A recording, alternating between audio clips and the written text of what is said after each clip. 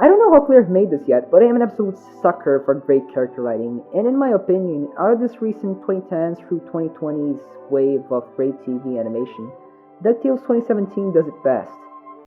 Yup, so that was a mistake. Hey everyone, it's your boy Ash here, and finally after... whoo boy, has it really been that long? I bring to you another one of my scripted videos. A slightly shorter one, but one of my scripted videos nonetheless. Truth is, I do love making long, engaging video essays and stuff. It is very gratifying to see them finalized, and they're a great way to just exposit a dump truck sort of information about stuff I like. But making that half-hour long DuckTales vid, while gratifying, was ultimately very draining to me, and that's part of the reason why I haven't felt able to script another video for so long. In the meantime, between releasing that video and, well, right now, a ton has happened in my life. And among emotional crises involving my career and emotional crises involving my social life, one of those things that happened was me finally getting around to watching through Amphibia for the first time. Before making that video, I had given the first 2 or so episodes a shot, and well, it's not that I didn't enjoy it or anything, I just remember finding it kinda... how do I put it? Unremarkable? The dialogue and humor weren't bad. In fact, I really enjoyed how Anne's dialogue specifically was written. It's weirdly refreshing to see a teenage cartoon character that actually speaks, well, like a teenager. Yeah, what if it goes nutty tomorrow and starts eating people? Not gonna happen, buddy. Her attitude was on point starting from episode 1 all the way through to the end of the series. Aside from that, in the, at the time, only vaguely interesting unresolved plot threads, there wasn't really a lot that was particularly investing me into the show. You know, there's something not quite right with your first few episodes when the cartoon about goddamn Donald Duck starts off with more interesting plot threads, am I right? But then, as I started to watch more and more episodes of the show on and off, something weird happened. Those simple episodic stories started getting really good for some reason. Honestly, I'm not sure if it was just my attitude towards the show that changed or something, but almost out of nowhere, I started to realize I was really enjoying it. At that point, you could already see me on Twitter saying, Amphibia good, every once in a while.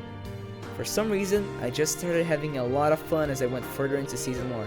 Still though, I didn't exactly think it was any kind of masterpiece. It was definitely some entertaining stuff, but its comedy wasn't necessarily as great as things like The Amazing World of Gumball, which frankly I believe to be one of the most funniest things ever conceived by humankind, and even DuckTales 2017, which on top of that also had a more immediately investing recurring plotline, at least in my eyes. So while at that point, I would still recommend the show to animation enthusiasts as a fun thing that deserved attention, I would still put it below what I would consider my true favorites. Which is kind of a shame in retrospect, because I had absolutely no idea of how amazing the show would actually get. Boom! Season 1 finale, great character moments, so many emotions and really good morals. What? End of part 1? As in this is actually being set up as a big serial storyline divided into multiple narrative parts? Season 2! Immediate status quo change, new characters, actual lore and world building, further development of the plotline set up in Season 1, all intertwined with incredibly creative, incredibly fun one-off episodes and multiple shakeups to the status quo as the season goes on. And that's just what I can talk about without giving away many spoilers. The themes and character construction are at a level almost unmatched by any other show of its kind. Just ask fans about the last scene of the episode Hopping Mall and see if they won't get at least a bit teary-eyed. While you're at it, utter the words True Colors out loud. That's the title of Season 2's final episode, by the way. And watch as they crumble into an emotional mess with just the sound of these words. Frankly, I don't know how much more I should elaborate here. I don't want this to be another long-form, in-depth exploration of what makes this show good.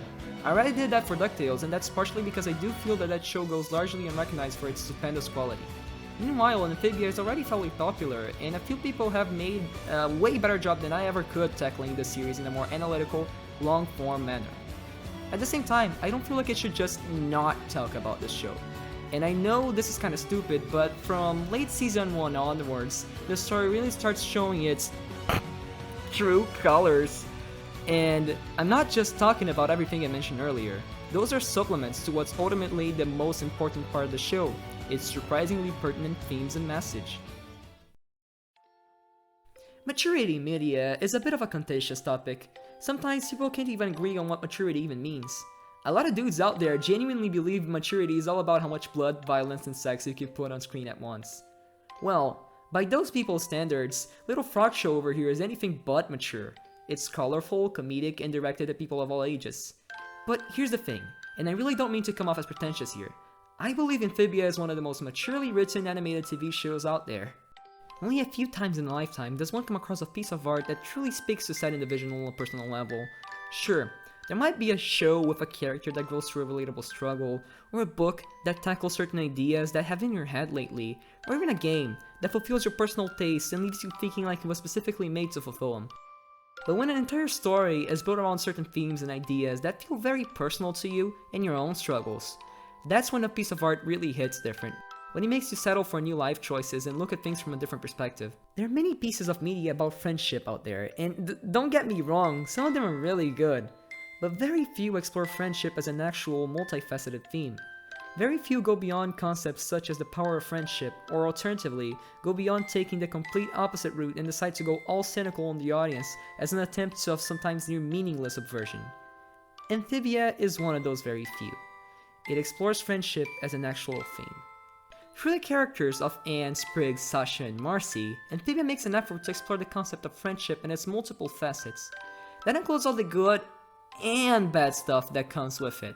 While it, of course, ultimately delivers a mostly positive message, it isn't afraid of tackling topics such as manipulation and overattachment.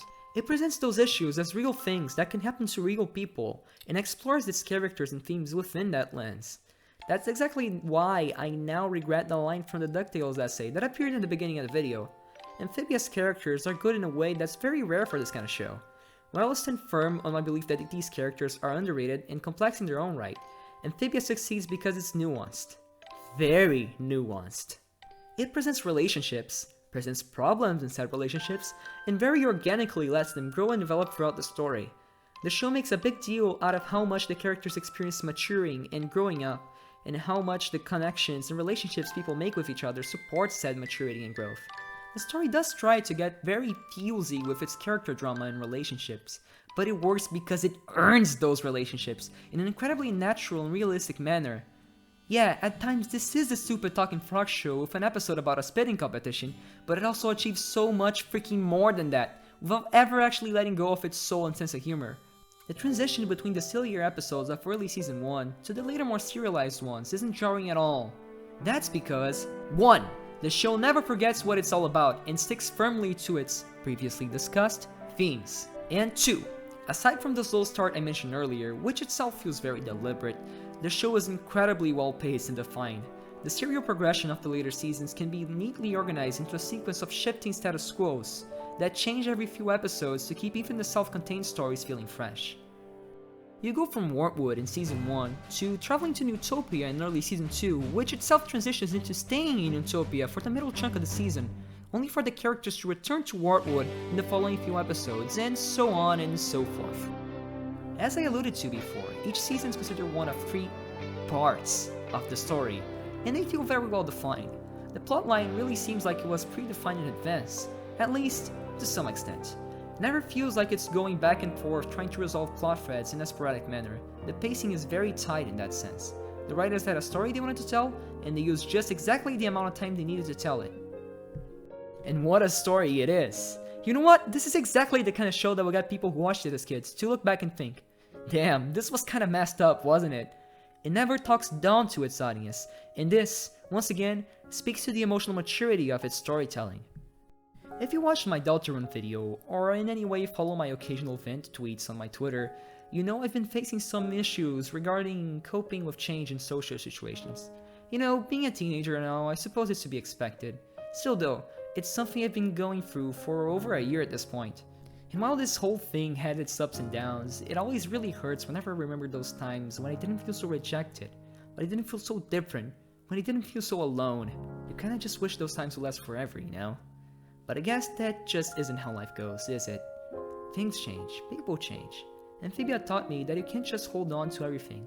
Those memories that mean so much to you are memories for a reason. It hurts, but it's the truth. And actually, this might be for the best.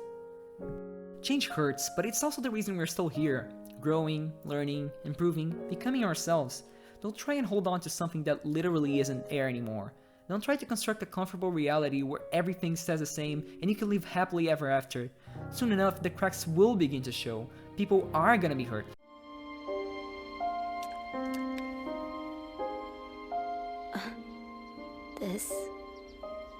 This isn't real, is it?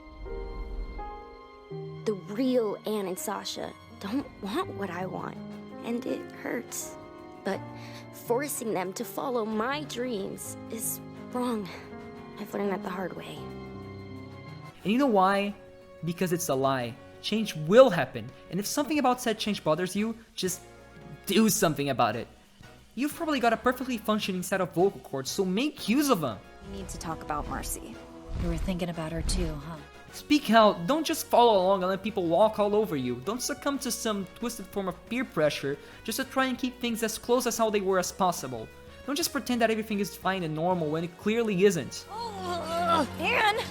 What are you doing? Something I should have done a long time ago. Standing up to you! You'd be surprised at how powerful communication can really be. Take a stand, use this change for your advantage. Learn, improve, grow, figure out who you really are. You know, weirdly enough, I've come to find out there's usually always something new to learn about ourselves. You just gotta look in the right places. This is perfect! Are you okay? Did you hit your head? Are you crazy now? I think the reason I don't want a new look is because I'm finally happy with who I see in the mirror right now. So whatever I put on, I just want to be able to see the same me looking back. Either way, you are you as you are right now, so stop moping about something that's already gone and move on, dude.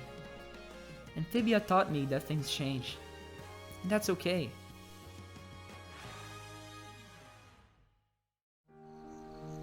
Change can be difficult, but it's how we grow.